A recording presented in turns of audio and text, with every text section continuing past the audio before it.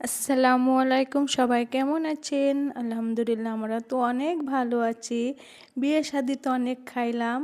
ঢাকা থেকে এসে ভাইয়ের বাসাতে একদিনও থাকলাম না, বোনের বাসায়ও যাওয়া হয় নাই। বিয়ে শাদি খেয়ে বিকালবেলা দুই ছেলেকে নিয়ে চলে যাইতাছি। আজকে যাব বোনের বাসায়, সেখান থেকে এসে যাব মায়ের বাসায়। যাই হোক, এই যে ঢাকা খুলনা রোড, এইখান থেকে যেয়ে এই রাস্তাটা হেঁটে যেতে এত ভালো লাগে বিকেলবেলা। এই জন্য হেঁটেই যাচ্ছি, মাকেও সঙ্গে নিয়েছি। আর বাড়ি থেকে বোনের বাড়ি একটা মেঠো পথ পাড়ি দিলেই যাওয়া যায়। যাই হোক, সূর্য মামাটাও আমাদেরকে হুক্কি মেরে দেখছিল, খুবই ভালো লাগছিল এই রাস্তা দিয়ে হেঁটে যেতে। আসলে গ্রাম মানে শান্তি, গ্রাম মানে অন্যরকম একটা পরিবেশ। ঢাকায় একাকিত্ব জীবন কাটাইছি প্রায় 18 বছর, মনটা একদম নষ্ট হয়ে গিয়েছিল। এখানে এসে এত আনন্দ পাইতাছি যা বলার বাইরে। একদিন যাব বোনের বাসায়, একদিন যাব ভাইয়ের বাসায়, আরও কত আত্মীয় স্বজন আছে। এখান থেকে শ্বশুরবাড়ি যাইতেও অনেক সহজ হবে। যাই হোক, সব কিছু মিলে ঢাকা ছেড়ে এসে অনেক ভালো আছি আলহামদুলিল্লাহ। শুধু একটাই কষ্ট, আমার স্বামী জানরা ঢাকায় রয়ে গেছে। সে যদি আসতো আরও ভালো লাগতো, পরিপূর্ণ লাগতো। এই যে আমার ছেলেকে কাশফুল দিয়েছি উঠায়া, সে এত খুশি। সে বলতেছে, আম্মু আজ প্রথম আমি কাশফুল ধরেছি।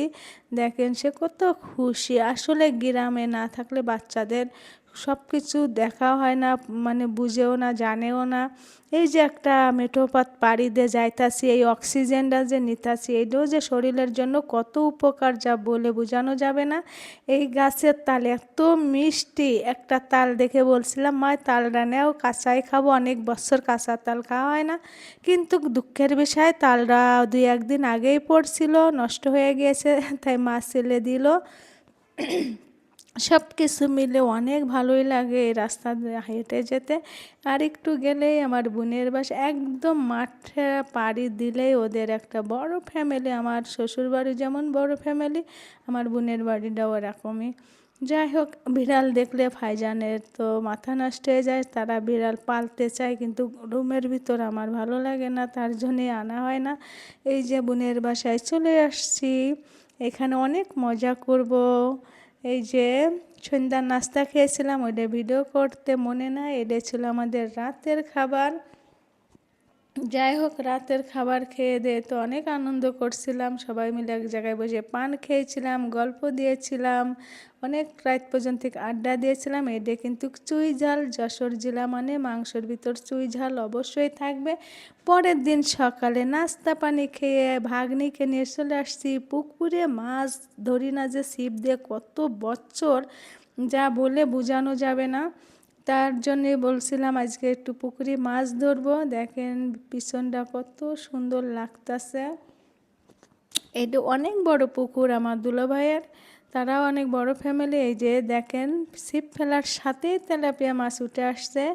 এই মাছরে খাওয়াই কেক, রুটি, অনেক কিছু বেকারির জিনিস যা নষ্ট হয় সেইগুলো এনে খায়। আমার দুলাভাইয়ের অনেক বড় দোকান আছে, মাছগুলো খাইতে অনেক মজা। দেখেন কতগুলো মাছ ধরেছি। যাই হোক, মাছ টাছ ধরেছি, দুপুরে খাওয়া দাওয়া করে এই যে বিকালবেলা আবারই ভ্যানে করে যাইতাছি। ওই দিক দিয়ে আছে হাঁটার রাস্তা, আর এই দিক দিয়ে আছে ভ্যানে যাওয়ার রাস্তা। মাকে বলছিলাম অনেক খাওয়া দাওয়া হয়ে গেছে, এখন আর হেঁটে যাব না, ভ্যানেই চলো। আমাদের এইদিকে কিন্তু রিক্সা পাওয়া যায় না, ভ্যানই চলে। কেউ কিছু মনে করবেন না, যেহেতু গ্রাম। এই যে গ্রামের রাস্তাটা পাড়ি দিয়ে পরে ঢাকা খুলনা রোডে এসেই বাড়িতে পৌঁছে গিয়েছি। এসে দেখি বাপটা খেলা করতেছে, আমাদের আব্বা যান। আমার ভাইয়ের 2 মেয়ে 1 ছেলে। এই ছেলেটা আল্লাহর কাছে অনেক চেয়ে আমরা আনছি, যাক আল্লাহ আমাদের মনের আশা পূরণ করছে আলহামদুলিল্লাহ। আল্লাহর কাছে লাখো কোটিবার শুকরিয়া আদায় করি।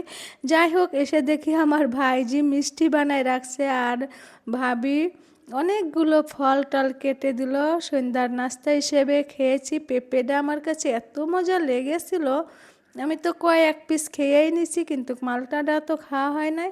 যাই হোক, সব কিছু মিলে অনেক ভালোই ছিল। এই যে এটা ছিল রাতের খাবার। এটা কিন্তু ওই যে জালি কুমড়োর শাকটা আমার খুবই পছন্দ, তার জন্য ভাবি রান্না করছে। আরও অনেক কিছু ছিল, এই যে খাওয়া দাওয়া করে সবাই একটু আনন্দ করছিলাম। এটা বুনির মেয়ে, ও আসছিল আমাদের সাথে। সবাই ভালো থাকবে।